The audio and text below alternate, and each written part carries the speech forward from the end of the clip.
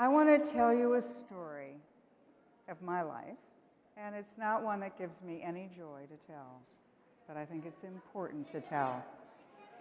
I want to talk about my story in the Trump administration, and it doesn't give me any pleasure or joy because it's very painful, but I think it's important to tell. I was Donald Trump's first Deputy National Security Advisor. I supported President Trump because I knew he was right. He was right on China, he was right on Iran, he was right on the Middle East, he was right on the Iraq War, he was right on the economy. And so I supported him and I joined his administration proudly. But after 5 months, I was relieved of my job because my boss, General Flynn, was fired. And I went back to my home in Long Island. And I got a cell phone call. And I couldn't quite hear it because the reception on Long Island isn't very good. And all I heard was FBI. And I said, well, I can't really hear you. And they said, well, that's all right. We're at your door. Knock, knock, knock. We're from the Mueller investigation, and we want to ask you a few questions.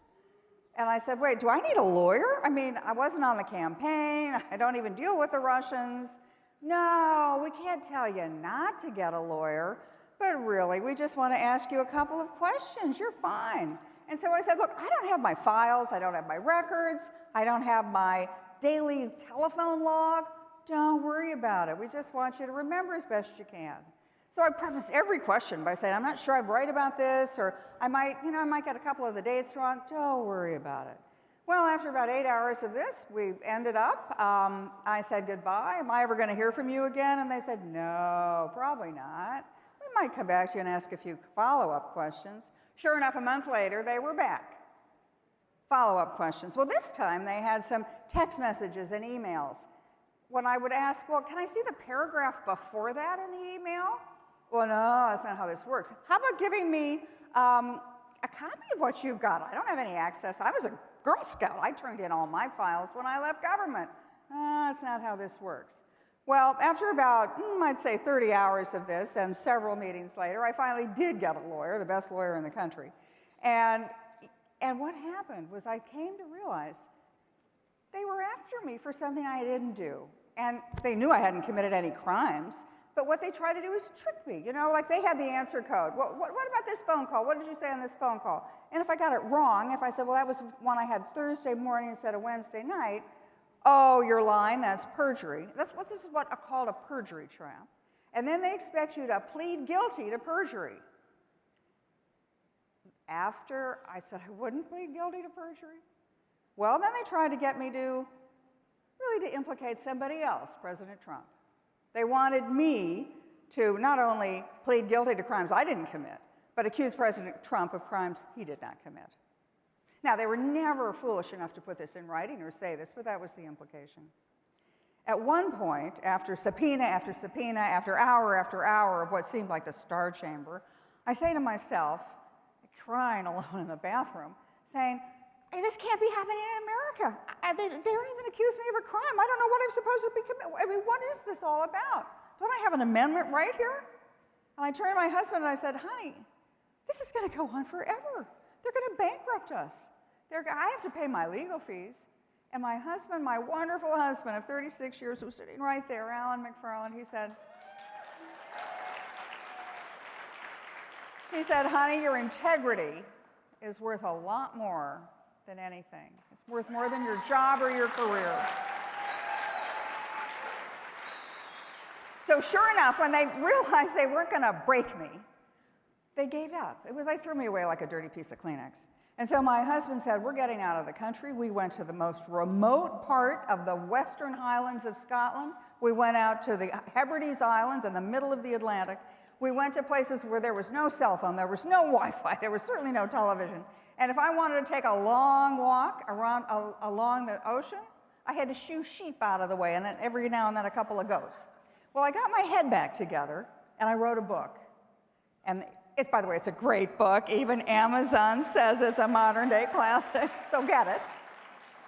But what I did was reflect on America. What was happening to me? I mean, I was collateral damage. They didn't care about me. They cared about President Trump and stopping President Trump. And what I realized was that we were in the middle of a revolution, a people's revolution, So I went back and read all about American history. We were supposed to have revolution. Our founding fathers understood the nature of government is always to get bigger. It is always to grab more of your rights. And that's why they gave us the right to a political revolution. And that's what happened in 2016.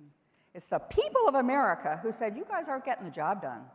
We want a new president, and we want to go in a different direction. And America's done this. We've had these revolutions every 40 years. They've always been led by unexpected leaders, Abraham Lincoln. We've had, the Civil War. That changed America. Teddy Roosevelt, he was a vice president. He was going nowhere. He led a revolution. Ronald Reagan, an actor, he led a revolution. And I realized that the American Revolution that Donald Trump launched was only half full, half finished. We're not done yet.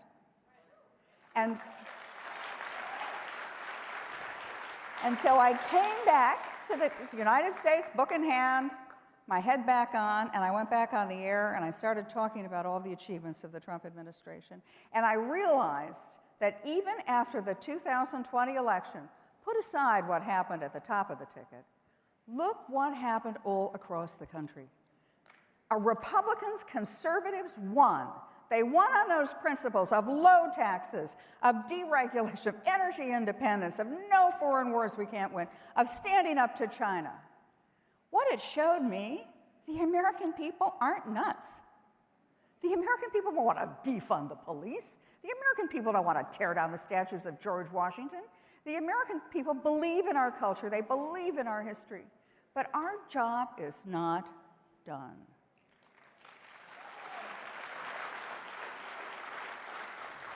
I look at the Biden administration, and I'm old enough to remember.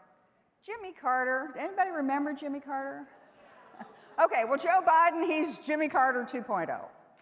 He is going to raise taxes. He's going to regulate everything. Energy prices are going to go through the roof. How do you like $6 a gallon of gas? Oh, that's going to look like a bargain by the time he's done.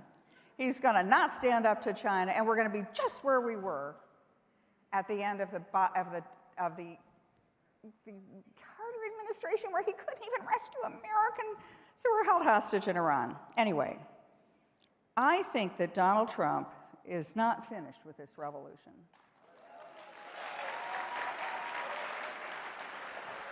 And so I called him last night.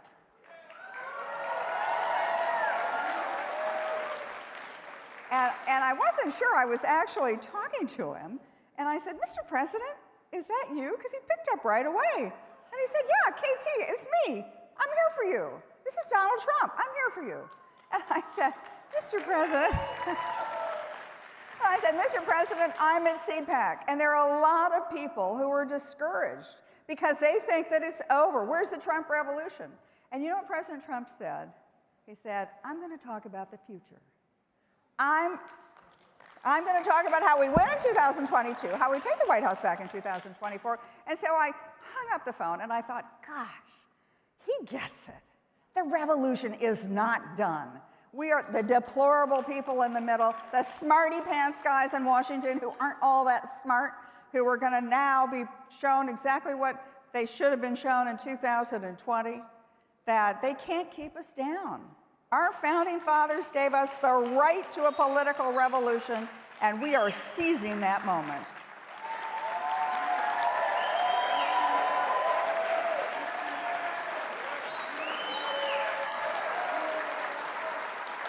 I just want to, thank you.